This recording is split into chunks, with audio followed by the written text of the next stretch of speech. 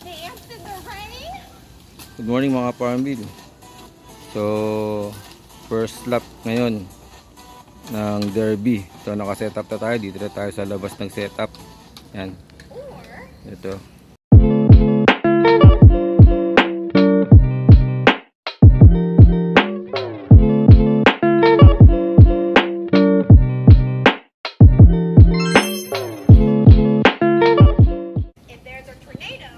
Yung kulungan natin, inanda na natin pagdating ng kalapate. Bali, 3 kalapate lang yung sinali natin sa derby.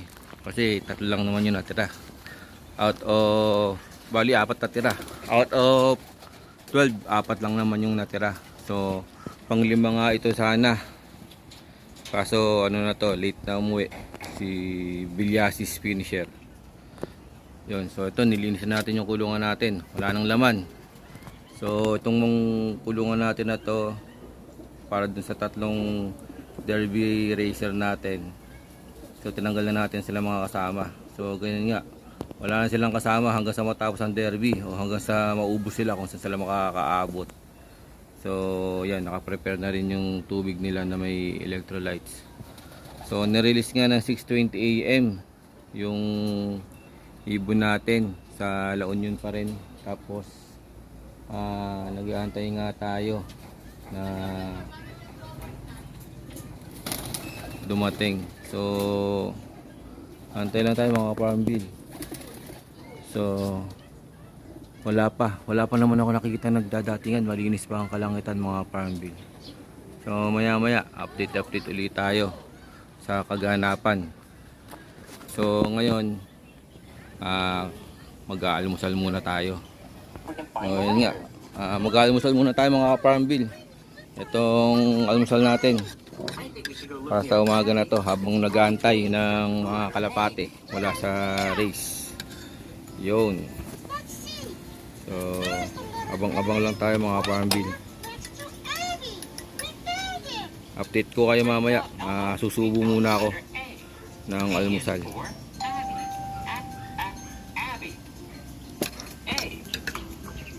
We need to find the letter B since A was by Yun mga farmbil.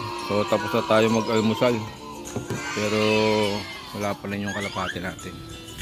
So wala pa naman ako nakikita na dumadaan sa kalangitan ng mga kalapate. Ibig sabihin malalayo pa siguro yung mga ibon. So antay-antay pa tayo maya maya. So wala pa ang mga kalapate. Makikibalita muna tayo dun sa mga katropa natin na kalapatids. So alamin natin kung sila ba ay meron ng pauwi. So tayo nga wala pa. Yung mga farmbil, update ko kayo later.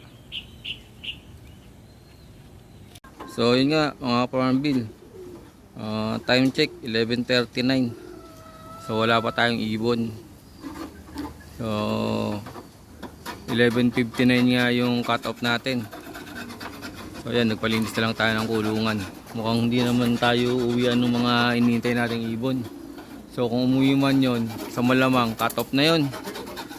So ayan, palinis na lang tayo ng ng kulungan. Ayan, palinis na lang tayo. At least kung uuwi man yung mga pangkarera natin, malinis yung uuwian nila. So na-cut off nga tayo. Hanggang ngayon, yan, malinis ang kalangitan. Nahirapan siguro yung mga ibon natin. So better luck next time. Ganyan talaga ang karera. Hindi talaga binibigay lahat para sa atin. So yan yung mga kalapati natin na hen. Tapos ito naman sa kabila yung mga pang south. Ito mga pang south natin, siguro dito lang ulit tayo aasa sa susunod. Yung mga pang note natin wala hindi nakauwi. So 11:39 na, 11:59 yung cut off. Ilang minuto na lang, cut off na. swerte kung may papasok pa sa oras, pero tingin ko wala na. So lampas sila sa cut off, kaya yan, nagpalinis na lang tayo. Pinalinis na natin yung kulungan natin.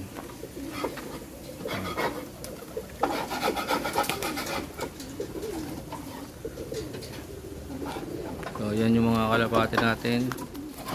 So yun nga mga ka-farmville, no? Yung mga gustong sumali sa parapol natin, 10 pesos, 15 pesos sa kay Foislop, mag PM kayo o mag chat kayo kay Foislop. Siya yung nagpaparapol ng mga kalapati natin.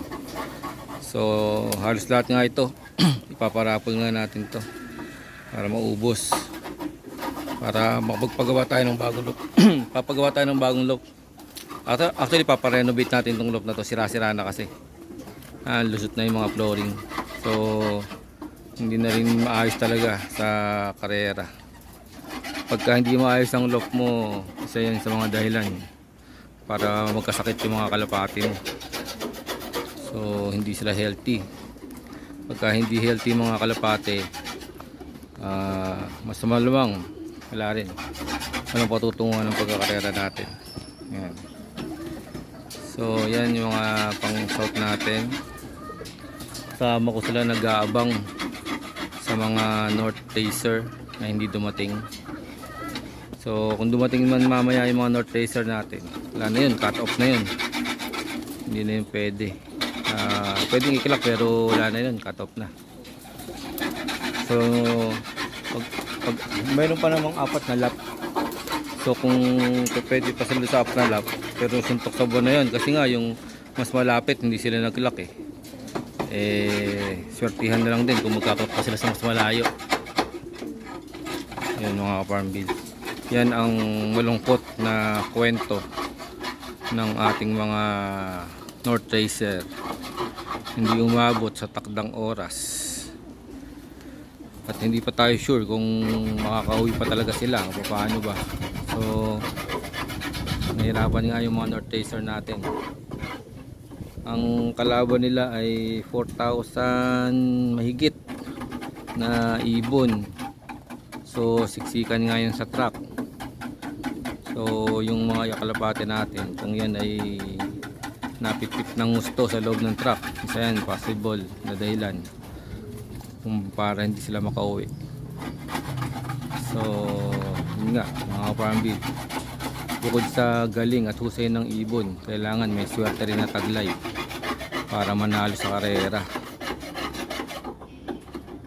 Ito na lang mga susunod natin na asahan pang south. Yan, magaganda rin ang kulay nito, itong mga pang south natin.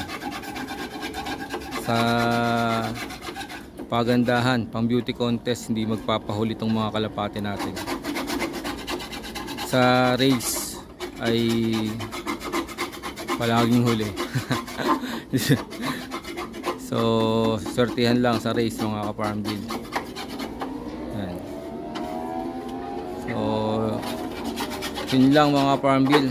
Kung gusto nyong sumali sa ating raffle, PM or chat lang kayo kay Foislop. Siya yung nagpaparaffle ng mga kalapati natin. So yun mga farmville, thank you for watching. Please subscribe to our YouTube channel via Farmville TV. At update ko na lang po kayo ulit sa susunod na mga araw kung anong mangyayari dun sa tatlo na pang-note natin. So dito na puputulin tong video na to mga farmville. Keep safe, God bless. Thank you for watching.